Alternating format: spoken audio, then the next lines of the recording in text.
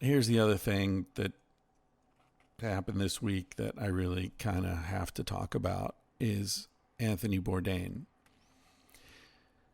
I know a lot of you are non-American listeners and you probably won't know who Anthony Bourdain is or was, but he had this show. He had several shows on TV. He was a chef. He was addicted to heroin when he was young. He was kind of rough, had tattoos, had a coke thing, was a bit of a douchebag. He grew up. He dropped the heroin. He wrote a book about what it was really like to work in a kitchen in New York, sort of behind the scenes thing. It took off, and he became very famous. And then he got a show on, ultimately on CNN. I don't know where his first shows were, but I've never met the guy personally. Joe, he was a friend of Joe's. They went hunting together in Montana and did some TV work together. And, Joe knew him pretty well.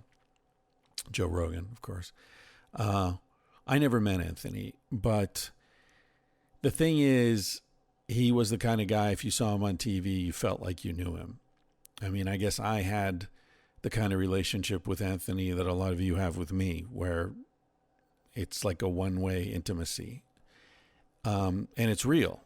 It's partial. It's only half. It's bifurcated, I guess is the word for that. But it is real. And the thing about Anthony Bourdain is that the guy you saw on TV was the guy. That was him.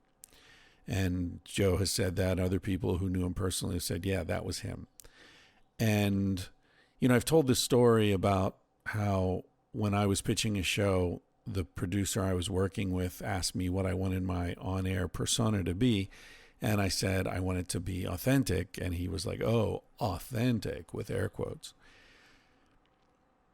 But I didn't mean authentic with air quotes. I meant authentic.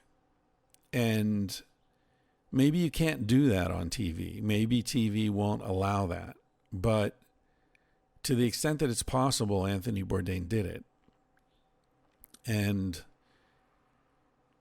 when I was pitching the show in LA, I can't tell you how many agents and producers and, people in that world said, oh, you're going to be the Anthony Bourdain of sex. That was always the thing, because I was older. I'm not particularly beautiful. It's not, Tom Cruise, does a show about sex. It's some dude in his 50s who's been around and, uses bad words. Like that's the Anthony Bourdain of sex. And every time somebody said that to me, I felt a little proud. I mean, I also thought, I think Anthony Bourdain's the Anthony Bourdain of sex, but I'll take it, If I was going to be associated with someone or compared to someone, that was okay with me. Fuck a lot better than Philip Seymour Hoffman. But then here's the problem. He fell in love and he left his wife, and I'm not blaming anyone. I don't know the particulars or really care. Everybody has the right to love who they love. And, but I think he made the mistake of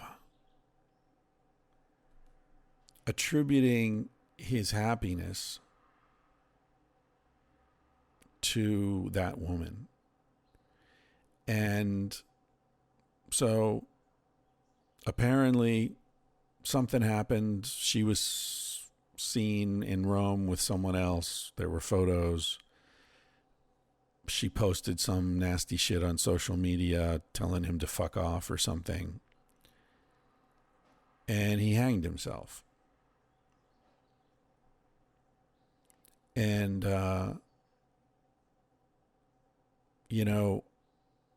me, Joe, Kyle, Casilda,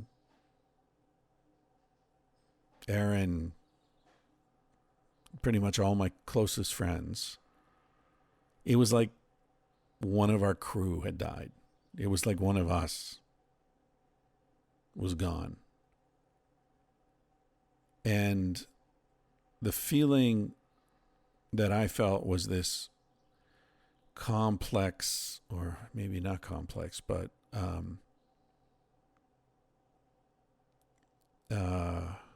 powerful mixture of incredible sadness and real anger. Not at her for breaking his heart, if that's what happened. Not at her for, whatever. It's not at her at all. At him. Dude, you've been around the world 20 times. You've been up and down that mountain so many times. How do you make the mistake of placing your heart in someone else's hands?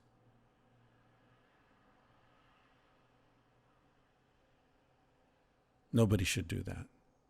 Nobody should place their happiness in someone else's hands, their survival, their very existence. Because that's a form of passive-aggressive brutality right there. There's a song, if you leave me now, well, that's the Bee Gees. You'll take away the biggest part of me. Yeah, I'm not thinking of that one. There's like a groovy blues tune, like I wouldn't know how to make it without you. I mean, there are lots of songs like that. Every time I hear those songs, I think emotional fucking manipulation. I'm bad that way. Like I have an alarm goes off. Someone tells me, like, if you left me, I'd be nothing. Like, fuck you. If you really believe that, you're nothing now.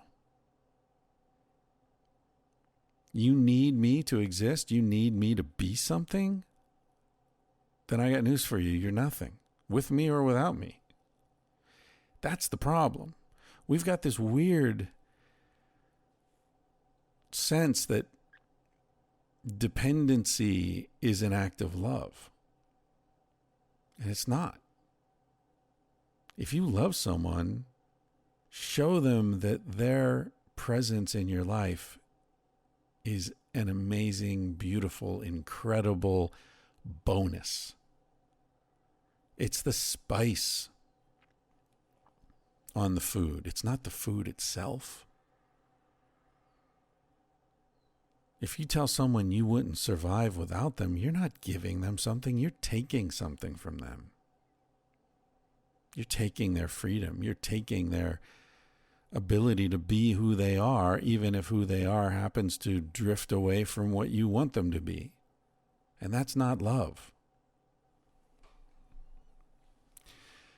So, Anthony Bourdain, who appeared to not give too much of a fuck, and his persona on TV was of authenticity without quotation marks. He was a romantic. Of course he was. So am I. So are most people who give a shit about anything. But there's a difference between being a romantic and being passive-aggressive and trying to destroy other people for your own benefit. Now, I know people are going to listen to this and say, Chris, come on, man. He was depressed. He suffered from depression. You don't know what that's like. And you know what? That's true. I don't know what that's like. And I acknowledge that it must be something incomprehensible to me. In other words, it's not just something I haven't experienced. It's something I can't imagine. I acknowledge that. And so I hope what I just said doesn't come across as mean-spirited. I'm still pissed off at the dude. I'll probably be pissed off at him for a long time because,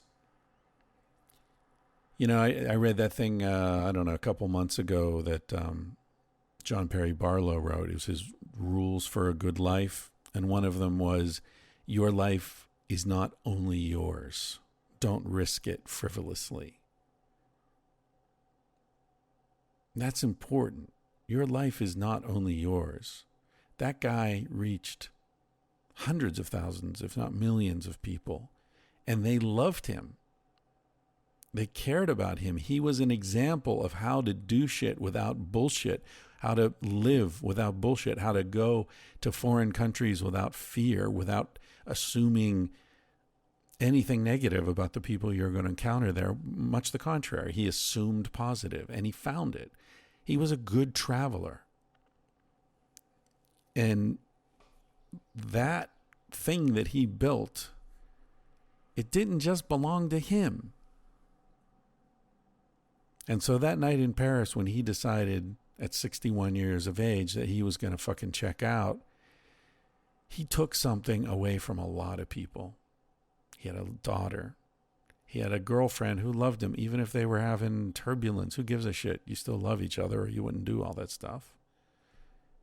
God knows he had lots of friends, and he had lots of fans, anonymous friends, friends as yet unmet. Which is what I consider you. Because the record is intact. I've met hundreds, if not thousands of you who are listening to this right now, and I swear it's true. I have not met a single one of you that I didn't like.